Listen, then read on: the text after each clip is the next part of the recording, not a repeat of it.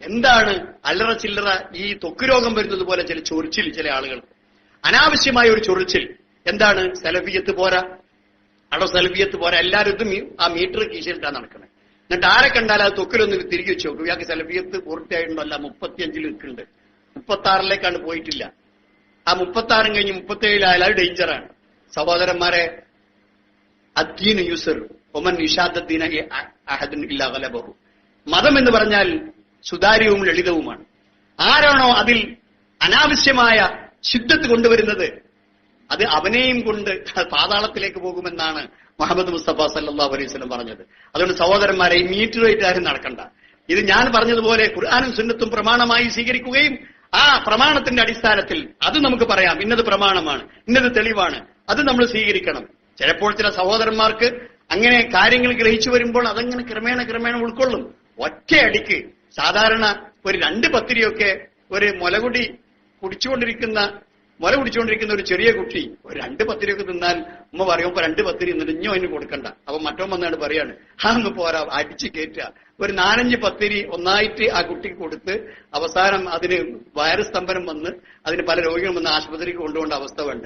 നമ്മുടെ സമൂഹത്തിന്റെ അവസ്ഥ മനസ്സിലാക്കാതെ, കാലത്തിന്റെ ആ ശരിയായ നിലവാരം മനസ്സിലാക്കാതെ ഒരു സമൂഹത്തിൽ ക്രമേണ ഗ്രാജുവലായി നമ്മൾ സലഫിയത്ത് കൊണ്ടുവരികയാണ്. മാതൃകാപരമായ ജീവിതം പരിചയപ്പെടുത്തുകയാണ്, ഹദീസുകളെ പരിചയപ്പെടുത്തുകയാണ്, പ്രമാണങ്ങളെ പരിചയപ്പെടുത്തുകയാണ്.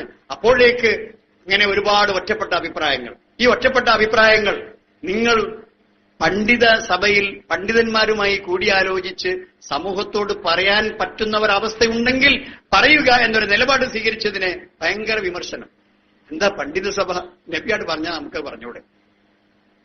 നബി സല്ലല്ലാഹു അലൈഹി വസല്ലം മുആദ് ഇബ്നു ജബലിനെ കുറിച്ച് ഫത്താൻ എന്ന പദം ഉപയോഗിച്ചിട്ടില്ലേ? ഫിത്നയുണ്ടാക്കുന്നവനാണ്. ആരാ മുആദ് ഇബ്നു ജബൽ? ഖുർആന്റെ ഏറ്റവും ഗംഭീരമായ പണ്ഡിതൻ. അത്ര ഭംഗിയായി ഖുർആൻ പാരായണം ചെയ്യാൻ കഴിയുള്ള വേറെ ആളില്ല. അത്ര സമർത്ഥനായ നബി സല്ലല്ലാഹു അലൈഹി വസല്ലമിനെ മുആദേ, നിന്നെ ഞാൻ ഇഷ്ടപ്പെടുന്നു, അന ഉഹിബ്ബുക്, ഞാൻ നിന്നെ ഇഷ്ടപ്പെടുന്നു എന്ന് മുഹമ്മദ് മുസ്തഫ സല്ലല്ലാഹു അലൈഹി വസല്ലം കൈപിടിച്ച് പറഞ്ഞ ആളാണ് മുആദ് ഇബ്നു ജബൽ. എന്താണ്? ഒരു സമൂഹത്തിന് ഇമാമ് നിൽക്കുമ്പോൾ അദ്ദേഹം കുറച്ചൊന്ന് നീട്ടി ഓതും. ആളുകൾക്ക് പല അസൗകര്യവും അദ്ദേഹം ദീർഘമായി ഓതി നമസ്കരിക്കുന്നത് കൊണ്ട് അതിനെക്കുറിച്ച് കംപ്ലൈന്റ് വന്നപ്പോഴാണ് ഫത്താൻ എന്ന പദപ്രയോഗം നടത്തിയിട്ടുള്ളത്. സഹോദരന്മാരെ, അത് നമുക്ക് മനസ്സിലാക്കാൻ പറ്റുന്ന ഒരു കാര്യമാണ്. അങ്ങനെയുള്ള ഒരു ഘട്ടത്തിൽ നമ്മൾക്ക് ചിലപ്പോൾ കിതാബുകൾ വായിക്കുമ്പോൾ അതിന്റെ വക്കിലെവിടെയെങ്കിലും എഴുതി വെച്ച ഒരു ഹുജ്ജത്ത് അത് നമുക്ക് കിട്ടും. പിറ്റേന്ന് പ്രസംഗത്തെ മൈക്കിന്റെ മുമ്പിൽ അതാ